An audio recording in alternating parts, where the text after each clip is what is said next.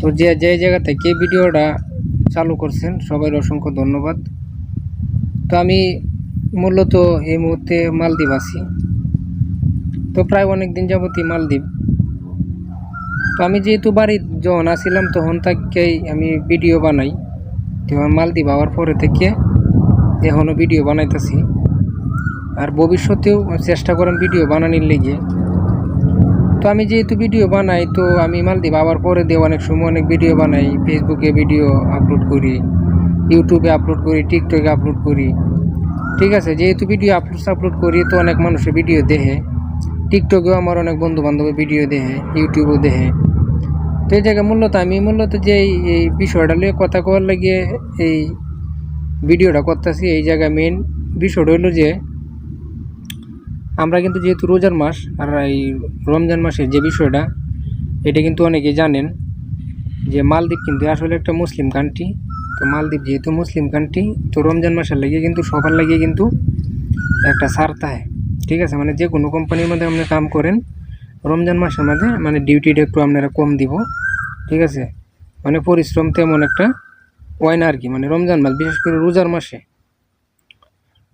তো এই জায়গায় মূল কথা হলো যে আমরা যে ডিউটি এখন রমজান মাসে যে একটা ডিউটির রুটিন হয়েছে, মানে আগে ডিউটি আছে সকাল 7:30টায়, এখন ডিউটি হলো সকাল 9টা বাজে। তো সকাল 9টা বাজে ডিউটি, সকাল 9টা থেকে এরপরে দিয়ে বিকাল 3:30 লাগাত। ঠিক আছে, আর আগের ডিউটি আছিল সকাল 7:30 থেকে সন্ধ্যা 6টার লাগাত, আর ওভার টাইম যদি চলছে তাহলে 7টার লাগাত। তো এখন কিন্তু যেহেতু রমজান মাস, তো রমজান মাসের মধ্যে কিন্তু আলাদা একটা ছাড় আছে, এই জন্য কিন্তু এখন তেমন চাপ নাই। আর এনে আর একটা বিষয় হলো যে আমি এই যেহেতু ভিডিও ছাড়ি, ফেসবুকে ছাড়ি, টিকটক, ইউটিউবে সব জায়গাতেই ছাড়ি, তো আমার যেহেতু নিশা আগে থেকে ভিডিও করার, তো আমি ভিডিও করি ছাড়ি। তো টিকটকের মধ্যে অনেক বন্ধু বান্ধব অনেক মানুষই আছে, অনেকজনই কইতেছেন যে ভাই, মানে সবাই তো মনে করেন মালদ্বীপ যারা আছে তো সবাই তো আর সব জায়গায় সুখে নাই। তো আমরাও কিন্তু মূলত মনে করুন যে সুখে নাই, সুখে না থাকলেও মনে করুন যেমন বিদেশ বলতেই কিন্তু সুখ নেই। ঠিক আছে, আর এই জায়গায় মূল কথাটা হইতেছে যে সুখে না থাকলে সুখী, কারণ এই যে সুখ মনে করি নেওয়া লাগবো। ঠিক আছে, মানে শুকরিয়া আদায় করা লাগবো সবসময়। মানে আমরা থেকে মানে আরো খারাপ অবস্থার মাঝেও কিন্তু মানুষ আছে। ঠিক আছে, তো তাদের দিকে তাকাইলে কিন্তু আমরা অনেক সুখী। তো এনে অনেকজনে মেসেজ করে, হ্যাঁ, কেউ কমেন্ট করে, কেউ মেসেজ করে, কেউ মেসেঞ্জারে কইতাছে যে ভাই একটা কাজের ব্যবস্থা করে দেন। আর অনেকেই মনে করেন যে মালদ্বীপ আবার পরে দে দালালরা অনেক বেইমানি করে, বেইমানি করার পরে দে অনেক মানুষের মালদ্বীপ বাইল দিয়ে আনার পরে, মানে টিয়া পয়সা সব কিছু নিয়ে নেওয়ার পরে আনার পরে দে পরে মনে করুন যে চিনে না। ঠিক আছে, তো তারার কাম হইলো যে একটা মানুষ দেশ থেকে বলায়া আনতার লিইল, বুঝছেন না, এরপরে কিন্তু তারা চিনে না।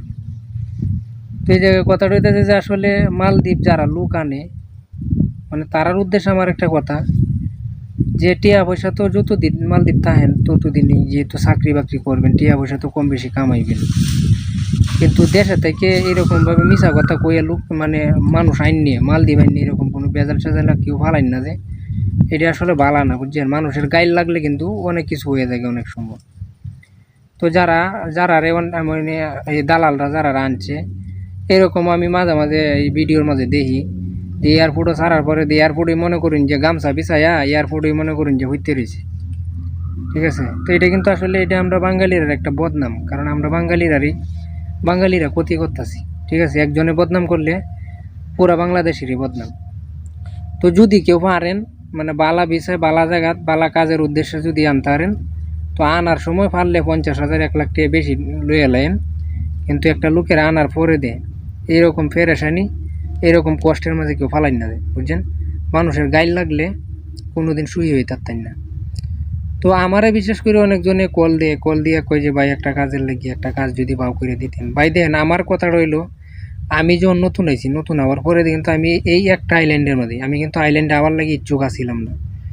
আমার যখন হোলে মালে থেকে কইছে আইল্যান্ডে কাম করা লাগবো এই জায়গা 2 দিন রাখার পরে, এরপরে আমার সাথে আরো 2জন আছেন। তো সেই 2জনে মনে করেন যে রাজি হয়ে গেছে যে আইল্যান্ডে যাবো। আমি কিন্তু রাজি না। আমি বাড়ির থাকতে আসলে মোটামুটি জানতাম যে আইল্যান্ডে সব দিকে কষ্ট আছে, ঠিক আছে, একটা জিনিস মনে চাইলে পাওয়া যায় না, যে কোনো একটা জিনিস খাওয়ার মন চাইলে খাওয়া যায় না। মানে কই পাইবেন আপনি, যেহেতু সাগরের মাঝে তো জানেনই। মানে এক জায়গা থেকে একটা জিনিস মনে চাইলে যদি খাওয়া লাগে, তাহলে আপনার অন্য একটা আইল্যান্ড থেকে যায় আনন্দ লাগবে, অন্য একটা আইল্যান্ড থেকে খাওয়া লাগবো। এখন যদি আপনি 20 টাকা দামের একটা জিনিস খাইতেন চান, এখন যদি অন্য একটা আইল্যান্ড তো আনা লাগে, তাহলে আপনার এই ভাড়া দেওয়া লাগবে 50 টাকা। ঠিক আছে, তাইলে এই খাওয়ার থেকে না খাওয়া ভালো না। আর এনে কত হইলো যে আমারে যারা কইছেন অনেকজনে কাম ভাও করে দেওয়ার লাগে, কামের লাগে, তো মনে করেন যে অনেক মানুষে কইতাছে। এখন আমিও মনে করেন যে নতুনই, আমি মালদ্বীপ আবার পরে দিয়ে এরকম কোনো এই মালদ্বীপের কোনো স্থানীয় লোকের সাথে আমি চলছি না, এরকম কোনো দিবাহী লোকের সাথে আমি চলছি না যে আমি মালদ্বীপের ভাষা জানি। আমি কিন্তু নিজেও মালদ্বীপের ভাষা টাষা কোনো কিছুই জানি না। আমি এখন এই জায়গার মধ্যে মনে করুন যে সাইড দিয়ে ঈদ করছি, একটা আইল্যান্ডের মধ্যে, একটা আইল্যান্ডের মধ্যে সাইড দিয়ে ঈদ করছি। এখন তো আপনি বুঝেনি, মানে এই জায়গা থেকে লড়ার কোনো সুযোগ পাইছি না। 4 তলা 5 তলা একটা বিল্ডিং হইতেছে, এটা কাম শেষ না হইলে এই জায়গা থেকে আমরা ছাড়তেও না, মানে যাওয়ারও কোনো সুযোগ নেই। মনে করুন যে প্রবাসটা আসলে বিশেষ করে মনে করেন এই যে মালদ্বীপের যে বিষয়টা, যেহেতু এত এত দ্বীপ সাগরের মাঝে, আপনার একটা দ্বীপে যদি ফাটাইতে, এটা মনে করেন যে আপনি জেলখানার মতন।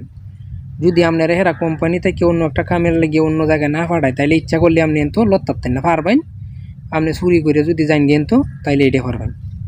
ঠিক আছে, আর এমনিতে হেরার ইচ্ছা ছাড়া আপনি এনতো লড়তারতেন, এনে তাহা লাগবো, এনে কাম করা লাগবো, খাওয়া দাওয়া সব কিছু আপনারা দিব, কিন্তু এনে কামও করা লাগবো, তাহাও লাগবো। তো আমার উদ্দেশ্যে যারা কামের লাগিয়ে কইন যে ভাই একটু কাম বাউ করে দিতাম, ভাই আমার দ্বারাতে ভাই কাম বাউ করে দেওয়া সম্ভব না। অনেকজনে মনে মনে কইতারেন যে ভাই আপনি অতদিন ধরে থাকুন, প্রায় 2 বছর হয়ে গেছে, ভাই এমন কি চিনছেন না। চিনার মধ্যে ভাই আমি আইল্যান্ডাই চিনছি, এতটুকু জায়গার ভিত্তি আমার বসবাস। ঠিক আছে, আর কোনো কিছু ভাই আমি চিনি না। আমি অনেকজনেরই না করে দিই সরাসরি, কারণ একজনের একটা জিনিস যদি না দিতারি, তাহলে আশা দিয়ে রাখতে লাভ নেই, বুঝছেন না। পারলে কইম, না পারলে প্রথম থেকে না করে দেওয়াটাই ভালো। যদি কেউ গোসা হয় প্রথম অবস্থা, তেও কোনো সমস্যা নেই, কিন্তু একটা মানুষের আশা দিয়ে রাখিয়ে পরে যদি কাম বাউ করে না দেওয়ান যায়, তাইলে এরকম আশা দেওয়ার থেকে না দেওয়া ভালো।